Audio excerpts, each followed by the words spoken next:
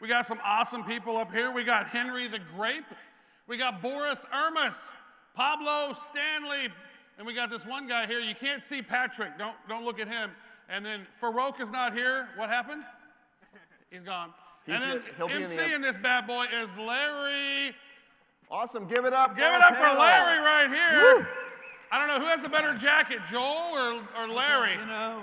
Who's rocking the There jacket? it is. All right. Oh, that's too much jacket for one photo. We're going to NFT this after the show. So thank you all for being here. Thank you all for being a couple of minutes. We're running along here, so I'm just going to say hello. I'm going to act as impromptu MC for this wonderful group. We were practicing like a couple of Backstreet Boys and NSYNC moves for you beforehand, but I'm going to first start to introduce my friend all the way to your left, Henry the Grape, to say a few words about himself and what he's doing here in the space. Yeah, thank you, Larry. I'm Henry the Grape. I'm with the Cyber Kongs. I'm on the Council of Kongs. I also do a lot of community management, and I am like super stoked to be here, Radio City Music Hall, with these awesome people. So thank you for having us, for sure.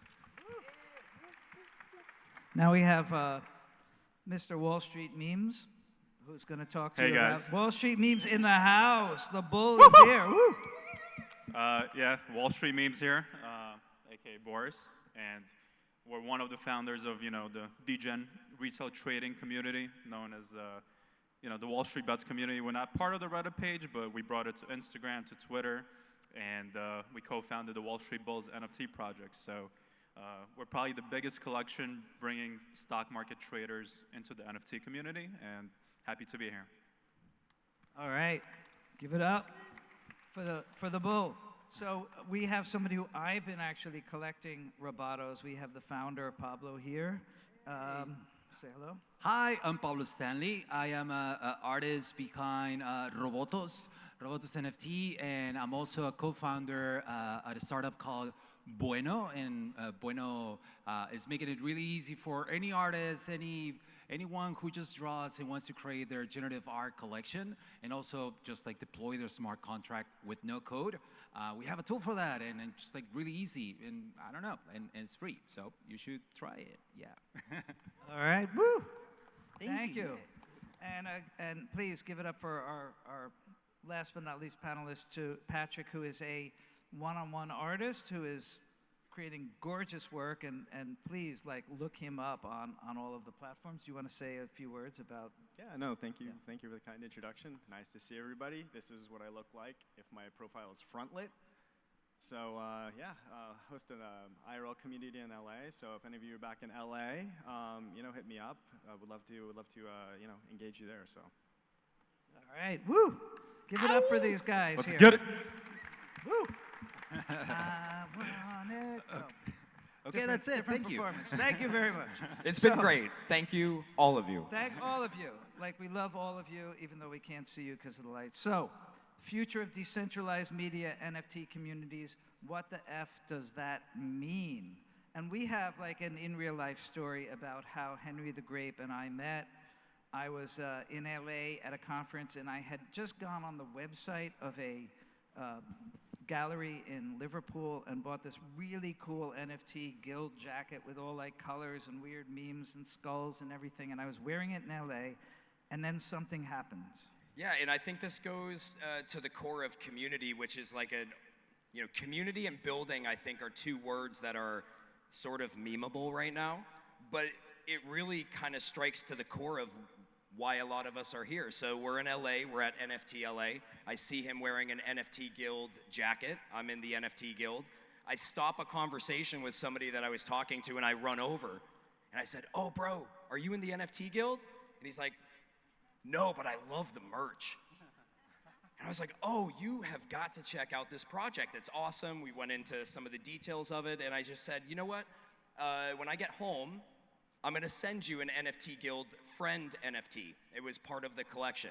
So I got home, I sent it to him, but the funny thing was, that following Monday morning, I'm on the couch with my wife, she's watching Good Morning America, and I'm just kind of on Discord, And randomly on television, they were talking about Bitcoin Miami, no joke. And I'm looking at the screen, I'm like, hang on a second, pause it. And I run up, and it's this guy wearing the same jacket. I said, babe, I was literally just talking to him in LA. I put my jacket on, I take a picture with the television, I send it to him. This was 2.5 months ago, give or take. We have been great friends ever since. We had never talked to each other in a day in our lives before NFT LA. We talk regularly. I mean, if we're not sending a text every other day, we're hitting each other up on the phone. It's amazing. And that's the power of this community right now.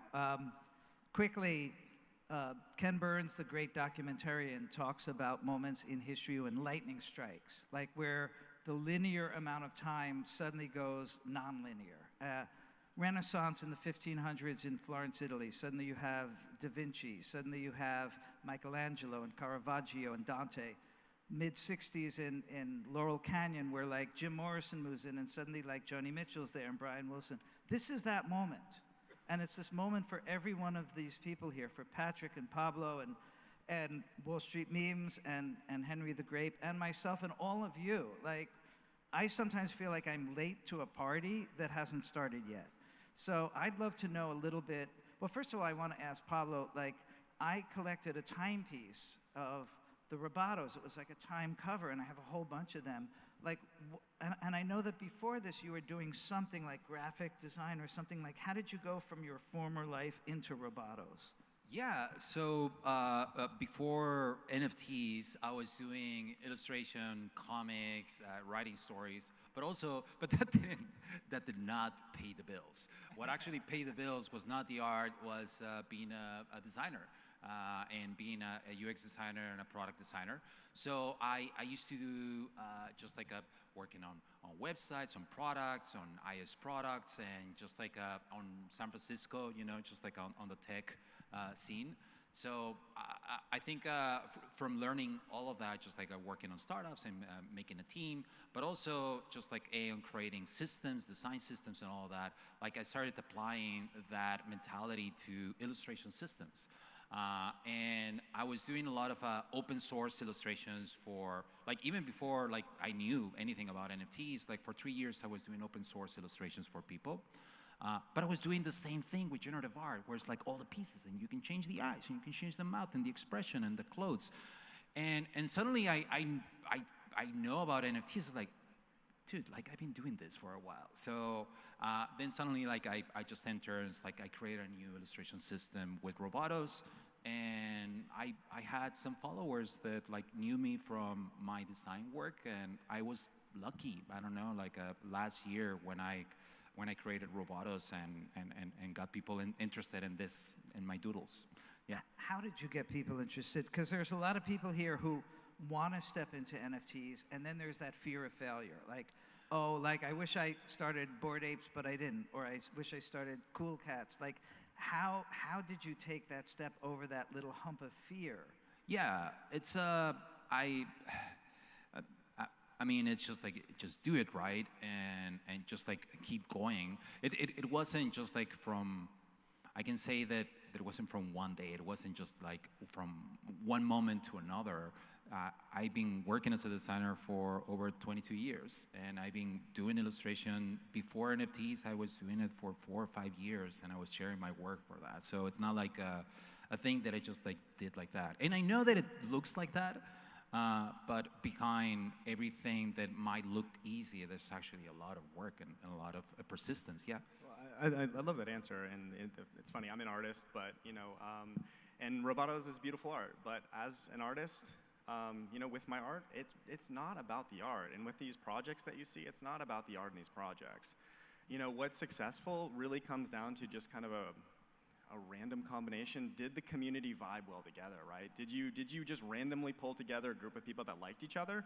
Or did you pull a bunch of people together that liked, you know, checking the floor price, right? One of these succeeds and one of these doesn't. So you talk about, hey, how do I get in? What do I join now? Like, what's gonna be successful?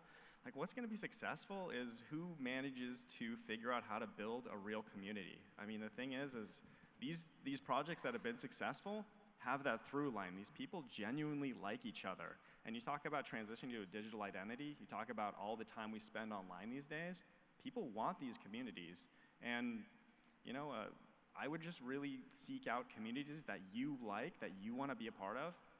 And if you find other people like you, then that community is going to thrive. So I think that's kind of like, you talk about decentralized media, you look at NFTs, art, basically kind of everything that we're doing, you know, creates communities, whether you're talking about art blocks, whether you're talking about PFPs, whether you're talking about art. I mean, it's changed my relationship with my collectors. I didn't even know them before NFTs. Now I have good relationships with them because they own my art, and we have a relationship. So it's, You know, part of the differentiation that Patrick just said is before he would have to have a gallery, an agent, someone who's negotiating with those collectors, bringing them into the fold. Now, there's no barrier to entry. He has their email. He has their ear. He has that. They're reminded of him every day when they look on their phone, their computer, on their wall, however they have translated the work you've done. So you're in control now, and you have power because you're building your own brand, your own career. I'm a musician. I've sold 25 million records. I've worked with David Bowie, with Brandy, with Ricky Martin, the Beach Boys. A few people, nothing, probably nothing. Just a couple of artists. If I have a song on Spotify and I get 10 million streams, Spotify knows who those 10 million people are. I don't. I have to start next month at 0 again. Yeah. Whereas if you have collectors, those collectors, that community is your community, and wherever you go, they go with you. And it's the same with Wall Street. Like you had mentioned backstage, you have hundreds of thousands of people in your community. I mean, that's extraordinary. Yeah, so, you know, we're just a meme page, and we're just making memes, making merch. When we saw Web3, at first we thought it was a joke, you know, a year ago. We didn't really understand the concept of people paying thousands of dollars for JPEGs, and we used to meme it a lot because we didn't get it. But the more we dove into it, we saw it as a great opportunity to strengthen your brand, your community. We brought people who were just fans of the meme content that we had into, you know, the Discord, into the Wall Street Bulls NFT. And my co-founder and partner, I think he's here, and my artist, Cam Rackham, is here. So he was actually a fan of Wall Street Memes, the brand. And he reached out to us saying, I love what you guys are doing, especially during the GameStop AMC phase, you know, when everything was going crazy. He sent me a painting of a rocket emoji.